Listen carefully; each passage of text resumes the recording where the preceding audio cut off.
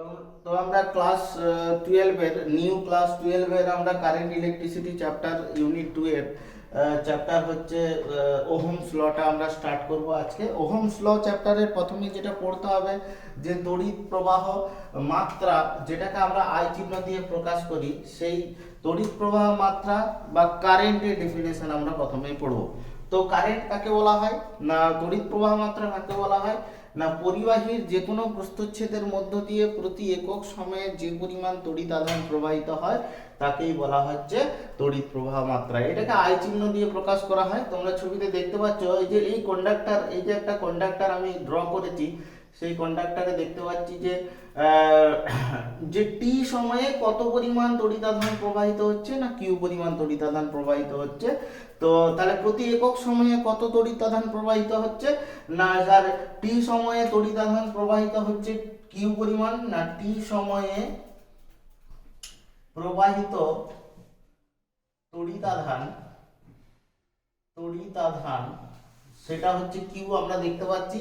তাহলে 1 সেকেন্ডে প্রতি একক সময় মানে 1 সেকেন্ড সময়ে প্রবাহিত তড়িৎ আধান কত হবে, না কিউ বাই টি। তো আমরা ডেফিনেশনও বলেছি যে প্রতি সেকেন্ডে যে পরিমাণ তড়িৎ আধান প্রবাহিত হয় তাকে কি বলা হয়, তড়িৎ প্রবাহ মাত্রা আই। তো আই সমান আমরা দেখতে পাচ্ছি কিউ বাই টি, অবশ্যই আই সমান কি হবে, কিউ বাই টি।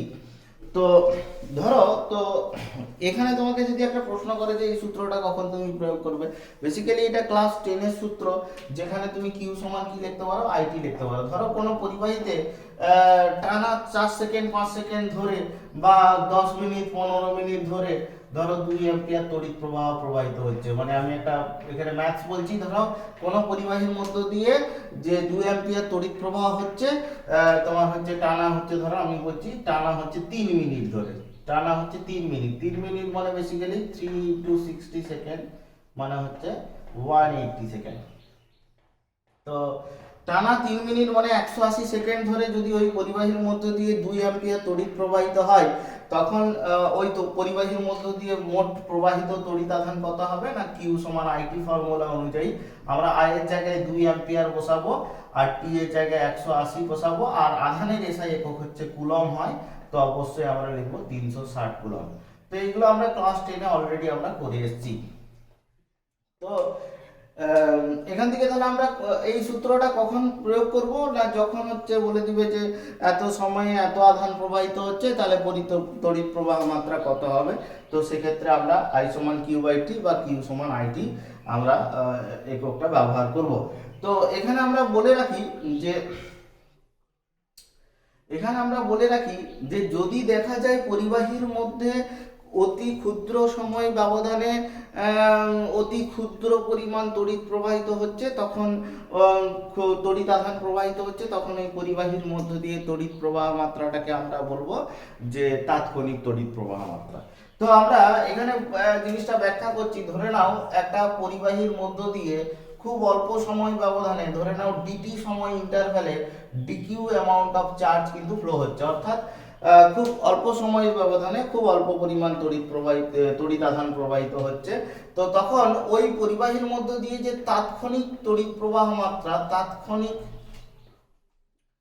তড়িৎ প্রবাহ মাত্রা সেটা কত হবে, না তাৎক্ষণিক তড়িৎ প্রবাহ মাত্রা আই চিহ্ন দিয়ে প্রকাশ করা হবে। আই সমান কি লেখা হবে, D Q by D T. This is very important formula for our class 12 in this chapter. Ohm's law চ্যাপ্টারে এটা কিন্তু খুব ইম্পর্টেন্ট ফর্মুলা, যে I equals to D Q by D T, অর্থাৎ তড়িৎ প্রবাহ মাত্রা is the rate of change of flow of charge, অর্থাৎ প্রতি একক সময়ে খুব ক্ষুদ্র সময় ব্যবধানে তোমার হচ্ছে যে পরিমাণ তড়িৎ আধান প্রবাহিত হচ্ছে সেটাই হচ্ছে তড়িৎ প্রবাহ মাত্রা। তো এই সূত্রটা তুমি কখন প্রয়োগ করবে, যখন তুমি দেখতে পাবে যে কোনো পরিবাহীর মধ্য দিয়ে প্রবাহিত তড়িৎ আধানটা সময় সাপেক্ষ, অর্থাৎ সময়ের উপর নির্ভর করছে। তখন কোনো মুহূর্তে যে ওই পরিবাহীর মধ্য দিয়ে তড়িৎ প্রবাহ কত সেটা গণনা করার জন্য আমরা কি প্রয়োগ করব, না আই সমান ডিকিউ বাই ডিটি প্রয়োগ করব। তো একটা এক্সাম্পলের সাহায্যে আমরা এই সূত্রটা প্রয়োগ করে দেখাচ্ছি। ধরে নাও কোনো পরিবাহীর মধ্য দিয়ে তড়িৎ প্রবাহ মাত্রা, আমরা একটা প্রবলেম আকারে নিচ্ছি। তো দিস ইজ প্রবলেম 1। ধরে নাও কোনো পরিবাহীর মধ্য দিয়ে তড়িৎ আধান যেটা প্রবাহিত হচ্ছে, সেই তড়িৎ আধানটা in the function of time like 3t square plus 2t plus 5 এত কুলম, ঠিক আছে, এত কুলম তুমি তড়িৎ আধান প্রবাহিত হচ্ছে, তুমি এটা দেখছো। দিয়ে তোমাকে প্রশ্ন করেছে যে at t equals to 2 second সময়ে, মানে ঠিক ওই পার্টিকুলার ওই সময়টাতে যে পরিবাহীর মধ্য দিয়ে তড়িৎ প্রবাহ মাত্রা কত, তড়িৎ প্রবাহ মাত্রা কত, তড়িৎ প্রবাহ মাত্রা বেসিক্যালি আইটা জিজ্ঞেস করছে, সেটা কত। তো কিছুই নাই, তো তোমাকে কি করতে হবে, তাৎক্ষণিক তড়িৎ প্রবাহ মাত্রার সংজ্ঞা অনুযায়ী আই সমান তুমি কি জানো ডিকিউ বাই ডিটি।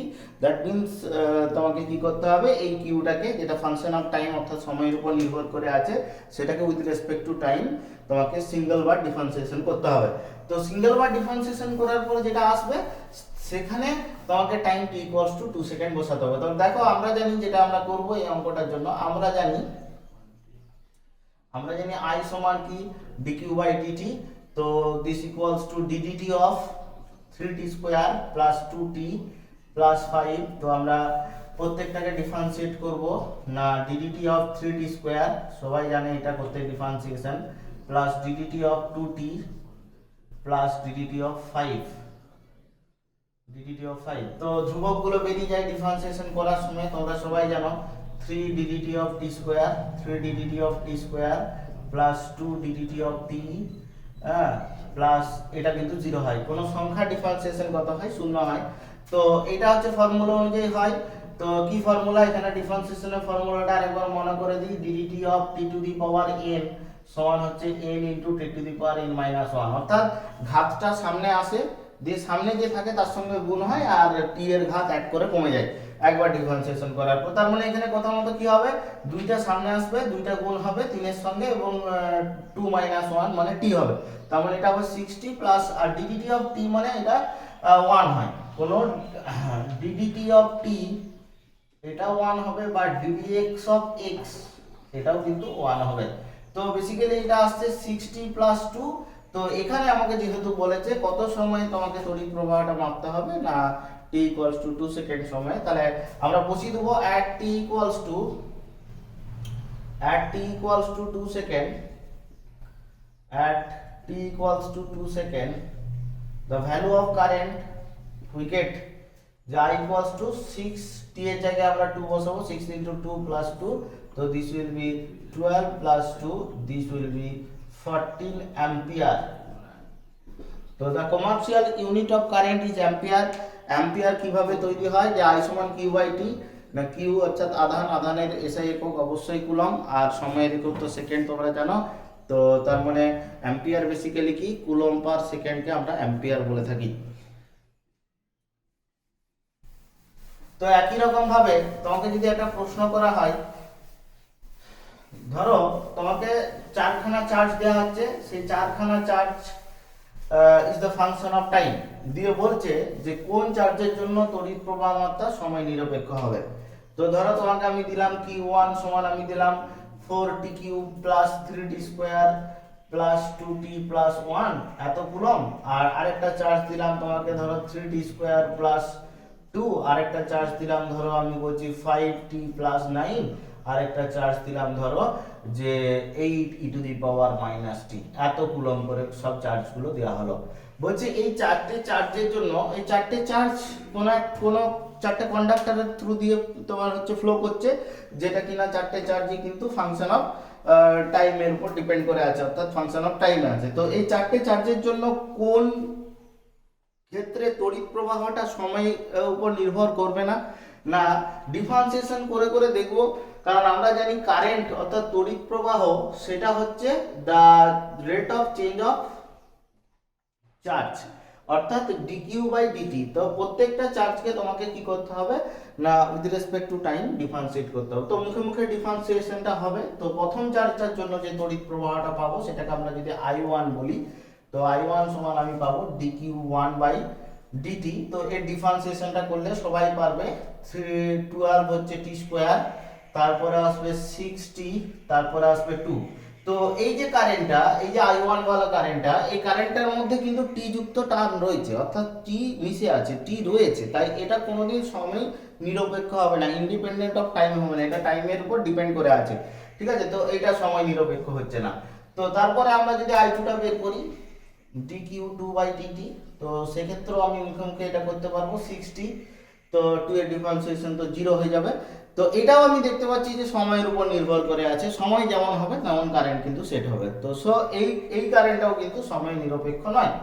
তো তারপরে যদি আমি Q3 চার্জের জন্য যে তড়িৎ প্রবাহটা হয় সেটা যদি আমি হিসাব করি, সেটা হচ্ছে dq3/dt, সেটা হয়ে যাবে তোমার হচ্ছে 5, শুধু 5 হবে। তো এখানে এটা কিন্তু কনস্ট্যান্ট কোয়ান্টিটি, এটা তো আমার কনস্ট্যান্ট কোয়ান্টিটি, 5 হচ্ছে তো একটা কনস্ট্যান্ট কোয়ান্টিটি। তো এখান থেকে আমি বলতে পারি যে এই তড়িৎ প্রবাহটা কিন্তু সময়ের সাপেক্ষে এটা ধ্রুবক থাকবে, সময়ের উপর নির্ভর করবে না। তাই এই আধানের জন্য Q3 জন্য তড়িৎ প্রবাহটা কিন্তু কি হবে না সময় নিরপেক্ষ হবে।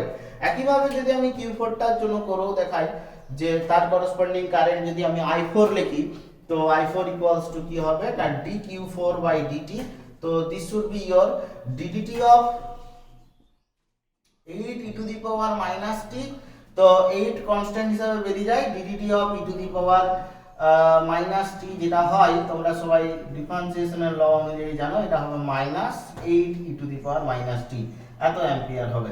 বেসিক্যালি সবগুলো অ্যাম্পিয়ার ইন ইউনিট, ঠিক আছে, প্রত্যেকে কিন্তু অ্যাম্পিয়ার এককে হচ্ছে। তো এখানেও আমি দেখতে পাচ্ছি যে I4 যে কারেন্টটা বেরোচ্ছে which is the function of time, অবশ্যই টাইমের উপর ডিপেন্ড করে আছে। তার মানে কি এই Q4 এর জন্য যে কারেন্টটা জেনারেট হবে সেই কারেন্টটাও কিন্তু সময়ের সাপেক্ষ হয়ে যাবে, সময়ের উপর নির্ভর করবে। তো একমাত্র শুধু দেখা যাচ্ছে যে এই Q3 আধানটার জন্য দেখা যাচ্ছে তড়িৎ প্রবাহটা সময় নিরপেক্ষ, অর্থাৎ সময়ের উপর নির্ভর করছে না। তো এই গেল হচ্ছে, দেখো আমি এখানে কোন সূত্রটার বেশি অ্যাপ্লিকেশন আমরা করলাম না I সমান dq/dt, অর্থাৎ চার্জের যদি with respect to time variation দেওয়া থাকে তখন আমরা কারেন্টটা ইজিলি বের করতে পারি একবার ডিফারেন্সিয়েশন করার পর। চার্জকে একবার ডিফারেন্সিয়েশন করলেই কিন্তু কারেন্ট চলে আসবে। এরপর যদি উল্টো কাহিনীটা তোমাকে দেয়, মানে উল্টো জিনিসটা তোমাকে বের করতে দেয়, ধরো তোমাকে এমন একটা প্রশ্ন দিল যে কোনো পরিবাহীতে যে তড়িৎটা প্রবাহিত হচ্ছে, অর্থাৎ যে কারেন্টটা ফ্লো হচ্ছে, সেটা যদি ফাংশন অফ টাইম হয়, তাহলে সেক্ষেত্রে তোমাকে বলে দিবে এত থেকে এত সময়ের মধ্যে কত মোট তড়িৎ আধান ওই পরিবাহীর মধ্য দিয়ে প্রবাহিত হচ্ছে। তো this will be the opposite, just opposite process of this I equals to dq/dt, অর্থাৎ ওইখানে আমরা যেটা দেখতে পাবো সেটা কিন্তু যে ঠিক এই I সমান dq/dt ঠিক উল্টো প্রসেসটা অ্যাপ্লাই করা হবে। তো কিভাবে প্রসেসটা অ্যাপ্লাই করা হয় সেটা আমরা একটা অঙ্কের মাধ্যমে দেখব।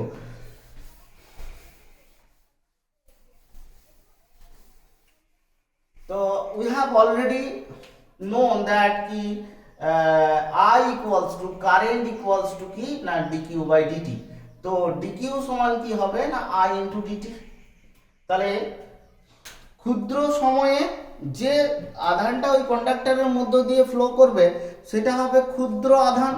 এবারে তুমি যদি একটা বৃহৎ সময় ইন্টারভ্যালে মোট তড়িৎ আধানটা ওই তড়িৎবাহী তারের মধ্য দিয়ে তুমি নির্ণয় করতে চাইছো, সেক্ষেত্রে তোমাকে কি করতে হবে, ওই টাইম ইন্টারভ্যালে তোমাকে ইন্টিগ্রেশন করতে হবে, তার মানে যোগ করার সেন্স তোমাকে ক্রিয়েট করতে হবে। তো তার জন্য আমরা লিখবো ইন্টিগ্রেটিং বোথ সাইডস, আমরা বোথ সাইডস এ ইন্টিগ্রেশন করে কি পাবো না ইন্টিগ্রেশন dq সমান হচ্ছে ইন্টিগ্রেশন I dt। তো এখানে I টা হচ্ছে ফাংশন অফ টাইম, এখানে where I is the function of time, where I is function of time, অর্থাৎ টাইমের উপর নির্ভর করবে, টাইমের উপর কিন্তু নির্ভর করবে, ঠিক আছে, টাইমের সাপেক্ষে দেওয়া থাকবে কারেন্টটা। তো যখন ধরো সময় শূন্য তখন ওই কন্ডাক্টরের থ্রু দিয়ে কোনো চার্জই ফ্লো হয়নি, যখন সময় শূন্য তখন হচ্ছে চার্জও শূন্য, আর যখন সময় হচ্ছে টি তখন তুমি সেই চার্জটা বের করবে, মানে কিউ সমান তোমার আলটিমেট হবে integration 0 to t I into dt। তো এটাও একটা one of the biggest formula to determine the charge, the total amount of charge flowing through the conductor। তো একটা অঙ্কের মাধ্যমে এটা আমরা সূত্রটা কিভাবে অ্যাপ্লাই করব সেটা আমরা দেখাবো।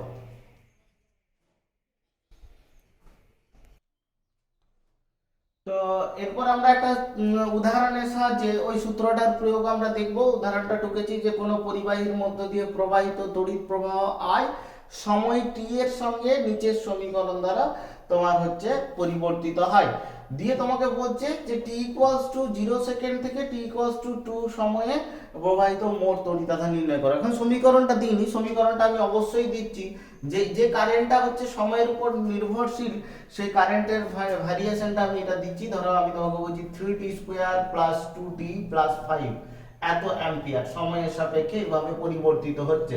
তোমাকে যেটা বের করতে হবে যে টি ইকুয়ালস টু 0 থেকে শুরু করে টি ইকুয়ালস টু 2 সেকেন্ডের মাথায় টোটাল যে তড়িৎ আধানটা অর্থাৎ চার্জটা ওই কন্ডাক্টরের থ্রু দিয়ে ফ্লো করবে সেটা তোমাকে ডিটারমাইন করতে হবে। দেখো পরিষ্কার কোথায় একবার জানাই যে আমি বলেছি যখন কারেন্ট দেওয়া থাকবে in the function of time তখন তোমাকে ইন্টিগ্রেশন করতে হবে to find the total charge through the conductor, অর্থাৎ পরিবাহীর মধ্য দিয়ে মোট তড়িৎ আধানকে নির্ণয় করার জন্য তোমাকে ইন্টিগ্রেশন করে কিন্তু মোট তড়িৎ আধানটা বের করতে হবে। আর যদি তোমাকে দেওয়া থাকে যে তড়িৎ আধানটা অর্থাৎ কিউটা in the function of time, তখন তড়িৎ প্রবাহটা বের করার জন্য অর্থাৎ আইটা বের করার জন্য তোমাকে ডিফারেন্সিয়েট করতে হবে। তো এখানে আমাকে কি করতে হবে, আমি পরিষ্কার বুঝে যাব যে যেহেতু কারেন্টটা ফাংশন অফ টাইম দেওয়া আছে এবং আমাকে জিজ্ঞাসা করেছে মোট তড়িৎ আধান কত, তাহলে আমাকে কিন্তু ইন্টিগ্রেশন করতে হবে। তো আমরা অলরেডি জানি যে আমরা জানি t সমান 0 সেকেন্ড থেকে t সমান আমাকে দিয়েছে এখানে বেসিক্যালি দিয়ে দিয়েছে 2 সেকেন্ডের মধ্যে মোট প্রবাহিত তড়িৎ আধান। মাইন্ড এটা কিউ বের করতে চলেছি, তড়িৎ আধান। সেই তড়িৎ আধান কিউ সমান আমি যেটা ফর্মুলাতে পেয়েছিলাম যে ইন্টিগ্রেশন কিউ সমান ইন্টিগ্রেশন 0 টু টি ছিল কত সময় আন্ডারে, টি সময়, এখানে টি বেসিক্যালি 2 সেকেন্ডের আন্ডারে, তো ইট ইজ আই ডিটি। এবার আই এর ভ্যালুটা বসিয়ে দেবো, ইন্টিগ্রেশন 0 টু 2, আই এর ভ্যালুটা হচ্ছে 3t square plus 2t plus 5 into dt। এবারে প্রত্যেকটা টার্মকে আলাদা আলাদা করে তুমি ইন্টিগ্রেট করবে, 3t square dt plus integration 0 to 2 2dt 2t dt আর প্লাস ইন্টিগ্রেশন 0 টু 2 5dt। তো তিনটা বেরিয়ে যাবে। এবং ইন্টিগ্রেশনের নিয়ম তোমরা সবাই জানো যে এখানে ইন্টিগ্রেশনের ফর্মুলাটা বলে দিই, integration t to the power n dt সেটা হবে t to the power n plus 1 divided by n plus 1, অর্থাৎ এক ঘাত করে বাড়বে এবং উপরে যে ঘাতটা হবে সেটা নিচে বাই হয়ে যাবে অর্থাৎ ভাগ হয়ে যাবে। তার মানে এখানে কি হয়ে যাবে t কিউব বাই 3 হয়ে যাবে, দিয়ে লিমিট বসাতে হয়, আমি শিখিয়েছিলাম 0 টু 2 লিমিট বসাতে হবে, প্লাস এটাও 2টা বেরিয়ে যাবে, এটারও ইন্টিগ্রেশন t dt এর ইন্টিগ্রেশন হচ্ছে t স্কয়ার বাই 2, এটা 0 টু 2 বসবে, প্লাস এই যে 5টা বেরিয়ে যাবে। আচ্ছা ইন্টিগ্রেশন শুধু dt সমান হচ্ছে t হয়, যেমন ইন্টিগ্রেশন dx সমান x হয়, ইন্টিগ্রেশন তোমার dp সমান p হয়, সেরকম আমাকে করতে হবে কি না ইন্টিগ্রেশন dt সমান শুধু t হবে এবং t এর লিমিটটা আমাকে বসাতে হবে 0 টু 2। তো বসানোর পর কি হয় দেখো, এখানে 3 কেটে যাবে, এখানে 2 কেটে যাবে। এবার লিমিট বসানোর নিয়ম তোমরা জানো, এটা t কিউব, লিমিটটা বসাতে হবে একবার 2, t এর জায়গায় একবার বসাতে হবে 0, বসাবো একটু পরে বসাবো। এখানেও একই রকম ভাবে t স্কয়ার, উপরে লিমিট আছে 2, নিচে লিমিট আছে 0, এখানেও কি আছে 5 ইনটু t, তো উপরে লিমিট আছে 2 আর নিচে লিমিট আছে 0। তো এখান থেকে আমি এখানে করে দেখাচ্ছি কি করতে হবে না, একবার t এর জায়গায় আপার লিমিটটা বসাতে হবে মানে 2 কিউব মাইনাস একবার 0 কিউব এটা বসালাম, প্লাস তারপরে কি বসাতে হবে না 2 স্কয়ার প্লাস মাইনাস হয় আপার লিমিট মাইনাস লোয়ার লিমিট, তাহলে মাইনাস 0 স্কয়ার, মানে জাস্ট যেগুলো লিমিট গুলো আছে সেগুলো t এর জায়গায় বসাচ্ছি। t এর যেমন ঘাত আছে সেই ঘাতের কোনো পরিবর্তন হবে না, ঘাত যেমন আছে তেমনই থাকবে, প্লাস 5 একবার t এর জায়গায় 2 মাইনাস 0। তো this will be 8 plus this will be 4 plus 10, তো this will be 22 coulomb. Total যে চার্জ ফ্লো হচ্ছে কন্ডাক্টরের থ্রু দিয়ে সেটা হচ্ছে 22 কুলম্বের মতো। তো ইন দা সেম ওয়ে তোমরা কিন্তু বোর্ডে যে অঙ্কটা আমি দিচ্ছি সেই অঙ্কটা তুমি করে দেখাবে, তোমরা নিশ্চয়ই একই রকম অঙ্ক অবশ্যই করতে পারবে। তো আমি এখানে কারেন্ট ফাংশনটা চেঞ্জ করে দেবো, যে এটা তোমরা অবশ্যই করে আমাকে পাঠাবে। তো t into t square plus 1 এটা আমি দিয়ে দিলাম এত অ্যাম্পিয়ার, যেখানে তোমাকে বের করতে হবে t ইকুয়ালস টু 0 সেকেন্ড থেকে t ইকুয়ালস টু আমি এখানে দিয়ে দিচ্ছি, চেঞ্জ করে দিচ্ছি 5 সেকেন্ড সময়ে প্রবাহিত মোট তড়িৎ আধান কত তোমরা নির্ণয় করে আমাকে দেখাবে। আরেকটা আমি প্রশ্ন দিয়ে দিচ্ছি, সাথে সাথে সেই প্রশ্নটাও তোমরা করে দেখাবে। যদি কারেন্টের ফাংশনটা in the form of cos দেয়, in the form of sine দেয়, সেক্ষেত্রেও ফর্মাল ইন্টিগ্রেশন করে আমি কিন্তু টোটাল চার্জটা বের করতে পারবো। ধরো তোমাকে দিল এরকম, ধরো কোশ্চেন নাম্বার 2 তে আমি যদি বলি যে কোনো পরিবাহীর মধ্য দিয়ে যে তড়িৎ প্রবাহটা হচ্ছে সেটা এরকম হচ্ছে 8 sin 3 পাই টি এত অ্যাম্পিয়ার, এই সূত্র অনুযায়ী পরিবর্তিত হচ্ছে, এই সূত্র অনুযায়ী পরিবর্তিত হচ্ছে, যেখানে টিটা সময় সেকেন্ড এককে প্রকাশিত। এবার তোমাকে প্রশ্ন করবে t ইকুয়ালস টু 0 সেকেন্ড থেকে t ইকুয়ালস টু, আমি ধরে নিচ্ছি তো সোজা করার জন্য 2 সেকেন্ডই দিচ্ছি, 2 সেকেন্ড সময়ে প্রবাহিত মোট তড়িৎ আধান নির্ণয় করো। প্রবাহিত মোট তড়িৎ আধান